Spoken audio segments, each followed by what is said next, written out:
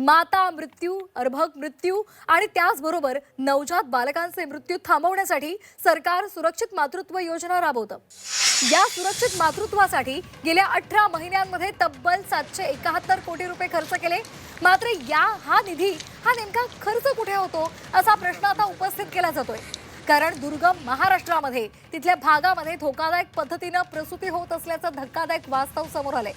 कारण नंदुरबारच्या सातपुड्यामध्ये ब्लेड आणि बांबूच्या काड्यांनी प्रसूती होत असल्याचं समोर आलेलं आहे।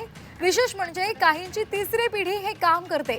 अंगावर काटा येईल अशी ही परिस्थिती अशा भागामध्ये अशा पद्धतीने ही प्रसूती केली जाते आणि त्यामुळे अनेक प्रश्न या निमित्तानं आता विचारले जात आहेत। संस्थात्मक प्रसूतीचं प्रमाण वाढत असल्याचं सरकारी आकडेवारीमध्ये दिसत असलं तरी अनेक महिलांना प्रसूती आजही अशाच पद्धतीनं असुरक्षित पद्धतीनं करावी लागते आणि त्याचंच हे धक्कादायक उदाहरण समोर आलंय।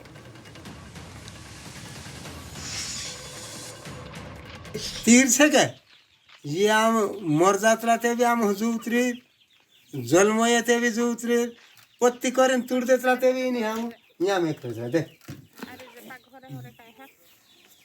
लूड़ो से यहाँ में ये जामनी वाली अपने सालते तुम काय मिलता तुम भी मालूम से तुम फॅमिली प्लॅनिंगचं ऑपरेशन का नाही केलं म्हणजे अनेक माता सरकारी रुग्णालयांपर्यंत पोहोचू शकत नाहीत, अनेक बालकांची जन्म प्रमाणपत्र निघत नाहीत आणि अनेक योजनाही फक्त कागदावर राहतात। अतिशय विदारक आणि भयान अशी ही परिस्थिती आणि त्यावर मात न करू शकणारी आपली आरोग्य व्यवस्था, दरवर्षी होणारे बालमृत्यू आणि कुपोषण यावर होणाऱ्या बातम्या, तात्पुरती सरकारने केलेली मलमपट्टी आणि परंतु कायमस्वरूपी न केलेल्या उपाययोजना याचंच दर्शन म्हणजे अतिदुर्गम भागातील ही खरोखरी वस्तुस्थिती।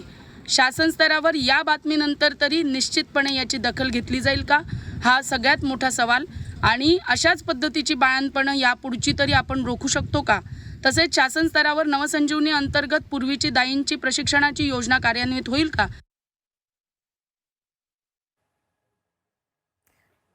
तर आपण ग्राफिक्सच्या माध्यमातून पाहतोय सुरक्षित मातृत्व योजना आणि खर्च।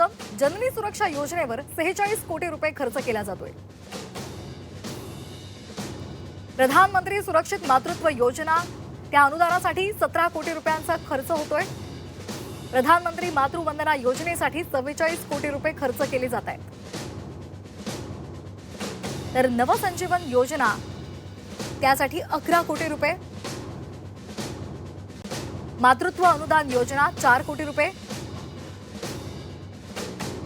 तर सुरक्षित मातृत्व योजना आणि त्यासाठी किती खर्च केला जातोय? मात्र इतका खर्च केला जातोय तरी सुद्धा दुर्गम भागामध्ये, ग्रामीण भागामध्ये अद्यापही असुरक्षितपणेच या मातांना खरं तर आपल्या मुलांना जन्म द्यावा लागतोय आणि हा सगळा कोट्यवधी रुपयांचा खर्च हा केवळ कागदावरच होतोय का असाही प्रश्न या निमित्तानं समोर येतोय।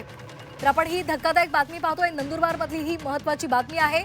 इथे आजही बाण, ब्लेड आणि बांबूच्या साहाय्यानं प्रसूती केली जाते।